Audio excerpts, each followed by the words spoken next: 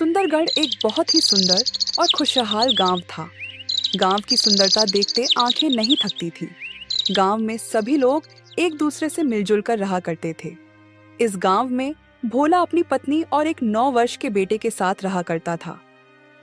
भोला खेती करता, जिससे कि उनका गुजारा हो रहा था। अरे शांति, जल्दी से खाना बांध दो। मुझे खेत पर जाने के लिए ऐसे भी देर हो रही है। और राहुल अभी सोकर उठा है या नहीं? शांति एक पोटली में खाना लेकर जल्दी से भोला के पास आती है। ये लीजिए, आज मैंने आपकी मनपसंद गोभी की सब्जी रखी है। अब ना कहना कि तुम मेरे पसंद की चीज नहीं बनाती हो। वाह वाह, क्या बात है। गोभी की सब्जी की सुगंध तो बहुत ही अच्छी आ रही है। चलो ठीक है, अब मैं चलता हूँ। मुझे वैसे भी काफी देर हो चुकी है। इसके बाद भोला कुदाल लेकर अपने खेत की ओर निकल जाता है। रास्ते में भोला को उसके 2 दोस्त शंकर और संतोष मिल जाते हैं। अरे भोला भाई, आज खेत पर जाने के लिए काफी देर हो गई। क्या बात है, आज भाभी ने खाना देर से बनाया था क्या? हाँ भाई, तुम बिल्कुल सही समझे। लेकिन तुम दोनों यहाँ पर खड़े होकर क्या चर्चा कर रहे हो? तुम्हें आज काम पर नहीं जाना है क्या? नहीं नहीं, ऐसी कोई बात नहीं है। हमें काम पर जाना है, लेकिन इस बार गांव में जोड़ों की ठंड पड़ने वाली है, तो हम दोनों बस उसी पर चर्चा कर रहे थे। ठंड तो हर साल गिरती है, तो इस बार इतना चिंता करने वाली कौन सी बात है? कहीं तुम दोनों इस बात के लिए चिंता तो नहीं कर रहे हो कि तुम्हें ठंड में नहाना पड़ेगा? यह बोलकर भोला जोर जोर से हंसने लग जाता है। अरे नहीं भोला भाई, इस बार हमें ऐसा सुनने में आया है कि इस बार गांव में खून जमा देने वाली ठंड गिरेगी। तुम्हें तो पता ही होगा, पिछले वर्ष ठंड के कारण गांव से 6 लोगों की मृत्यु हो गई थी, और इस बार तो पिछली बार से भी ज्यादा ठंड गिरने वाली है। तो पता नहीं क्या होगा। हाँ, और हमारे पास इतने पैसे भी नहीं है कि हम मोटे मोटे कंबल और रजाई खरीद सके। मुझे तो बस अपने परिवार की चिंता है। पिछली सर्दी हमने बहुत ही मुश्किल से बिताया था। पता नहीं इस बार क्या होगा। मुझे तो अभी से ही बहुत डर लग रहा है। अच्छा, तो ऐसी बात है। अभी तो इस समस्या का समाधान मुझे भी नहीं पता है, लेकिन हम इसके बारे में सोचेंगे। अभी मैं खेत पर चलता हूँ, मुझे बहुत ही काम है और मुझे पहले से ही काफी देर हो चुकी है। इतना बोलकर भोला खेत की ओर निकल जाता है। भोला खेतों में काम कर रहा था, तभी उसे ठंड से बचने और बहुत सारा पैसा कमाने की एक तरकीब दिखाई देती है। इस बार बहुत ज्यादा ठंड गिरने वाली है। सारे गांव का हाल बेहाल हो जाएगा। क्यों ना मैं जंगल से लकड़ियां काटकर जमा कर लूं, और जब कड़ाके की सर्दी गिरेगी तो मैं उन्हें अच्छी कीमतों पर बेचूंगा। और अगर मेरा यह उपाय सफल हुआ तो मेरे पास बहुत सारा धन इकट्ठा हो जाएगा, और फिर शायद मेरी गरीबी के दिन भी खत्म हो जाए। फिर भोला कुदाल लेकर घर की ओर निकल जाता है। कुछ देर बाद भोला घर पहुंच जाता है। अजी, क्या बात है, आज आप खेत से बहुत जल्दी लौट आए। कोई समस्या है क्या, या फिर आपकी तबीयत ठीक नहीं है? अरे नहीं भाग्यवान, मैं जब खेत पर जा रहा था तब शंकर और संतोष से मेरी मुलाकात हुई। उन्होंने बताया कि इस बार गांव में कड़ाके की ठंड गिरेगी। इसीलिए मेरे मन में एक योजना आई है कि मैं जंगल से सूखी लकड़ियां काटकर इकट्ठा कर लूं, और जब खून जमा देने वाली ठंड गिरे तब मैं उन्हें बेचकर बहुत सारा पैसा कमाऊं। हाँ, आपकी बात तो बिल्कुल सही है। हम ये कर तो सकते हैं। मानना पड़ेगा भोला जी, आपका दिमाग तो मेरी जुबान से भी तेज चलता है। हाँ हाँ ठीक है, अब मैं जंगल से लकड़ियां काटने के लिए जा रहा हूँ, और तुम यह बात किसी को भी मत बताना, नहीं तो हमारे सारे किए कराए पर पानी फिर जाएगा। नहीं नहीं जी, मैं ये बात किसी को नहीं बताऊंगी। मैं इस बात को खाने की तरह ही पचा लूंगी। दोनों हंसने लग जाते हैं, और फिर भोला कुल्हाड़ी लेकर जंगल की ओर लकड़ियां काटने के लिए निकल जाता है। कुछ दूर चलने के बाद उसे कुछ सूखे पेड़ दिखाई देते हैं। वह क्या बात है, यहाँ तो बहुत सारे सूखे पेड़ हैं। मैं अब लकड़ियां काटना शुरू करता हूँ। अनीता बहन, क्या तुम जानती हो, इस बार जंगल में कड़ाके की ठंड गिरने वाली है। मुझे तो बहुत ही चिंता हो रही है। मैं सब जानती हूँ। तुम्हें किस चीज की चिंता हो रही है? तुम ऐसे भी 2 से 3 दिन में एक बार नहाती हो, और जब ठंड आती है तो तुम 15 से 20 दिन में एक बार नहाती हो। हाँ हाँ, जैसे कि तुम हर दिन नहाती हो, बड़े बुजुर्ग कह गए हैं कि दूसरों को बुरा कहने से पहले खुद के गिरेबान में झांक लेना चाहिए। भले ही मैं 15 से 20 दिन में एक बार नहाती हूँ, लेकिन मैं तुमसे सुंदर ही दिखती हूँ। और अगर यकीन न हो तो सारे गांव वाले से पूछ लेना, आई बड़ा मुझे ज्ञान देने वाली। हाँ, ये बात तो सही है। बस एक ही समस्या है कि तुम्हारे शरीर से बदबू बहुत आती है, इसलिए सुंदर दिखने के साथ साथ कभी कभी नहा भी लेना चाहिए। हाँ ठीक है, मैं जानती हूँ, और यह भी जानती हूँ कि लोगों की तरह तुम भी मेरी खूबसूरती से जलती हो। ठीक है, तुम दोनों ही सुंदर हो और हर रोज नहाती हो। अब लड़ाई करना बंद करो और यह सोचो कि इस बार ठंड से कैसे बचा जाए, नहीं तो हम सब की कुल्फी जम जाएगी। बचने का तो बस एक ही उपाय है, कंबल के अंदर रहो और पानी से दूर रहो। दूसरी ओर भोला हर रोज जंगल जाता और ढेर सारी सूखी लकड़ियां काट कर लाता। एक दिन सुबह जब कुल्हाड़ी लेकर भोला लकड़ी काटने के लिए जा रहा था, तभी उसे शंकर और संतोष रोक लेते हैं। अरे भोला भाई, तुम ढेर सारी सूखी लकड़ियां हर रोज काट कर क्यों ला रहे हो? अरे भाई, तुम तो जानते ही हो कि मेरी पत्नी को खाना बनाने का कितना शौक है। वह हर रोज तरह तरह के पकवान बनाती है, जिसके कारण काफी सारी लकड़ियां चूल्हा जलाने के लिए लग जाती हैं। इसीलिए मुझे हर रोज लकड़ियां काटने के लिए जंगल जाना पड़ता है। लेकिन भोला भाई, हमें तो यह पहली बार पता लगा कि तुम्हारी पत्नी खाना बनाने की शौकीन है। हमने पहले ऐसा कभी नहीं सुना है। फिलहाल छोड़ो, तुम कह रहे होंगे तो सही ही होगा। शंकर और संतोष को भोला की बात सुनकर कुछ अजीब लग रहा था, लेकिन उन्होंने इन बातों पर ज्यादा ध्यान नहीं दिया। ठीक है भाई, अब मैं चलता हूँ। कुछ दिन इसी तरह बीत गए। भोला जंगल जाता और सूखी लकड़ियां काट कर लाता। अब उसके पास बहुत सारी लकड़ियों का भंडार हो गया था। कुछ ही दिन बाद गांव में ठंड गिरना भी शुरू हो गई थी। भोला अपने घर के बाहर एक बोर्ड लगा देता है, जिसमें 1 किलो लकड़ी की कीमत 5 रुपए लिखी थी।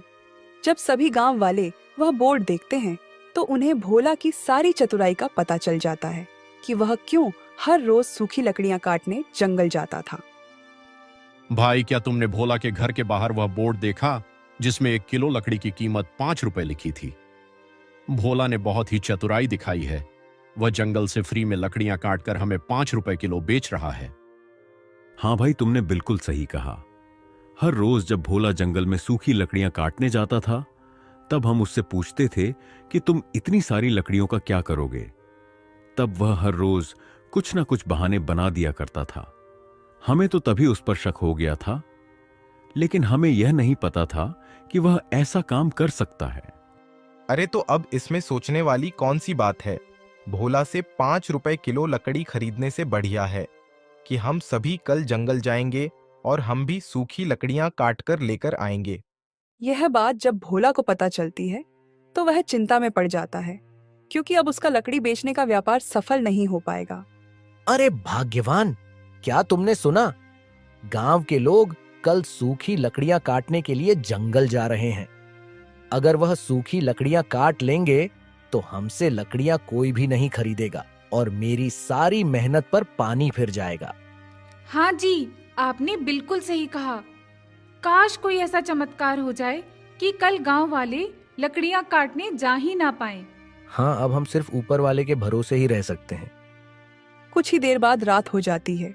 दोनों पति पत्नी खाना खाकर सो जाते हैं, लेकिन रात में ठंड के साथ साथ आसमान में काले बादल छा जाते हैं और कुछ ही देर में बहुत तेज बारिश होने लगती है। बारिश के साथ साथ ठंड भी बहुत ज्यादा बढ़ जाती है।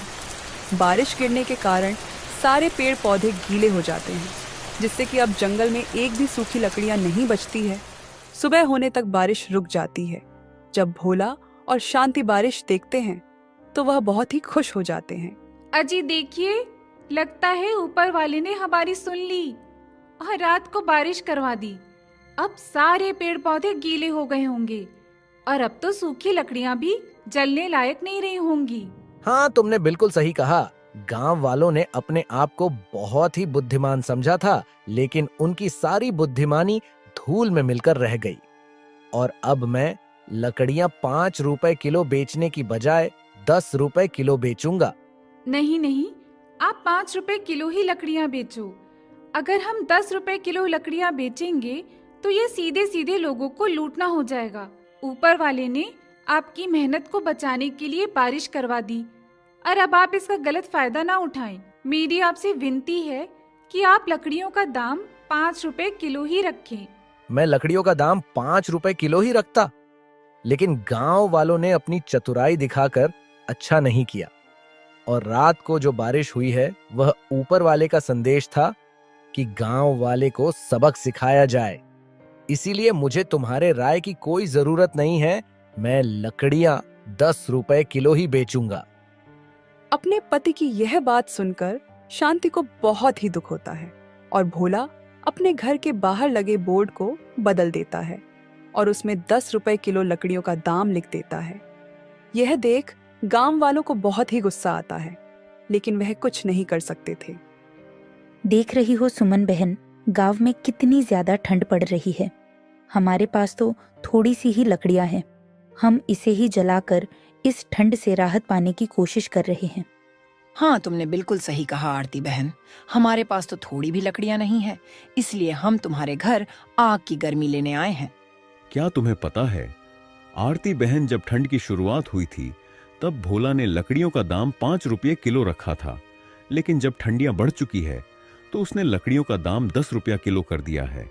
वह सरासर लोगों को लूट रहा है। तुम्हारी बात बिल्कुल सही है शंकर भाई। हमने जंगल से सूखी लकड़ियां काटने का विचार किया था, लेकिन रात में ही बहुत तेज बारिश हो गई, जिसके कारण सारी सूखी लकड़ियां अब गीली हो गई हैं। ऐसा लगता है कि ईश्वर भी भोला के ही साथ है। अब हम चाहकर भी कुछ नहीं कर सकते हैं। अब हमें अगर और लकड़ियां चाहिए तो हमें भोला से 10 रुपए किलो लकड़ियां खरीदनी पड़ेगी, क्योंकि आग ही हमें इस जानलेवा ठंड से बचा सकती है। फिर सभी मायूस और लाचार होकर बची खूंची लकड़ियों से आग तापते हैं। दूसरी ओर भोला का लकड़ी बेचने का व्यापार बहुत ही अच्छा चल रहा था। सभी गांव वाले उससे ही सूखी लकड़ियां खरीद रहे थे और उसकी बहुत ही अच्छी आमदनी हो रही थी। धन के साथ साथ उसके अंदर घमंड भी आ गया था।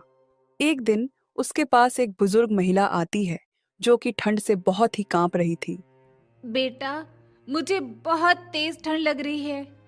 दया करके मुझे थोड़ी सी लकड़ियां दे दो, मगर मेरे पास तुम्हें देने के लिए पैसे नहीं हैं। माफ करिएगा माँ जी, मैंने खून पसीना एक करके ये लकड़ियां जंगल से काटी है, इसीलिए मैं ये आपको मुफ्त में नहीं दे सकता। अगर आपके पास पैसा है तो लकड़ियां ले जाइए, वरना आप यहाँ से जा सकती हैं। नहीं नहीं बेटा, ऐसा मत कहो। मुझे बहुत तेज ठंड लगी है और मेरे पास गर्म कपड़े भी नहीं हैं। अगर तुम मुझे लकड़ियां नहीं दोगे तो शायद इस ठंड में मैं जिंदा नहीं बच पाऊंगी।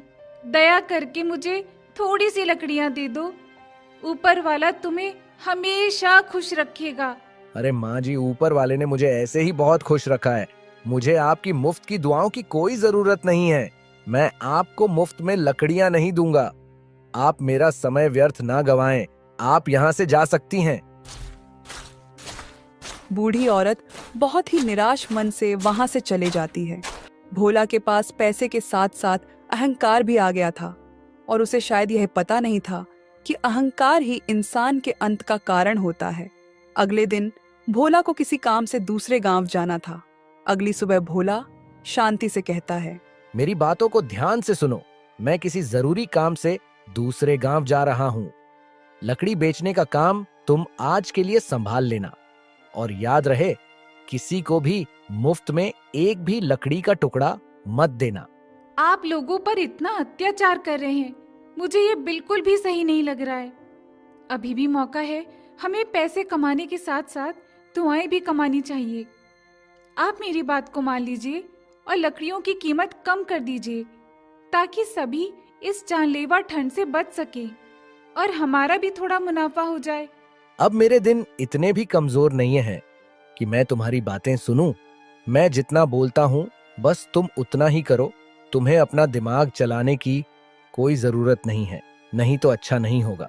अपने पति की ऐसी कड़वी और क्रोधजनक बातें सुनकर शांति इसके आगे कुछ भी नहीं बोल पाती है। लेकिन वह मन ही मन यह समझ जाती है कि विनाश की घड़ी नजदीक है। इसके बाद भोला दूसरे गांव की ओर निकल जाता है। घर में अब सिर्फ भोला की पत्नी और उसका 9 साल का एक बेटा ही था। शांति घर के बाहर बैठकर आग ताप रही थी और उसका बेटा राहुल घर के अंदर खेल रहा था। राहुल को बहुत ही ठंड लग रही थी और राहुल अभी बहुत ही नादान था। मुझे कितनी ठंड लग रही है। माँ तो बाहर आग की गर्मी ले रही है। यहाँ जो पिताजी ने सूखी लकड़ियाँ रखी है, मैं भी उसमें आग लगाकर आग ताप लेता हूँ। राहुल बहुत ही नादान था। वह यह नहीं जानता था कि एक लकड़ी में आग लगाने से सारी लकड़ियां जल जाएगी। राहुल एक लकड़ी में आग लगा देता है। लकड़ियां सूखी थीं, इसलिए तुरंत ही सारी लकड़ियों में आग लग जाती है। देखते ही देखते उनका घर जलने लग जाता है। शांति बाहर खड़े होकर रोते हुए सिर्फ तमाशा देखते रह जाती है, क्योंकि घर के अंदर जाने का कोई भी रास्ता नहीं था। पूरे घर में भयंकर आग लग चुकी थी और कोई भी गांव वाला आग बुझाने के लिए नहीं आया, क्योंकि भोला ने सब पर थोड़े से पैसे के लिए अत्याचार किया था। उस आग में भोला का बेटा राहुल भी जलकर मर जाता है। कुछ घंटे बाद घर जलकर राख में बदल जाता है। जब भोला घर वापस आता है तो शांति उसे सारी कहानी बताती है। यह सुन भोला बहुत ही रोने लग जाता है और उसे अपनी गलती की सजा मिल जाती है।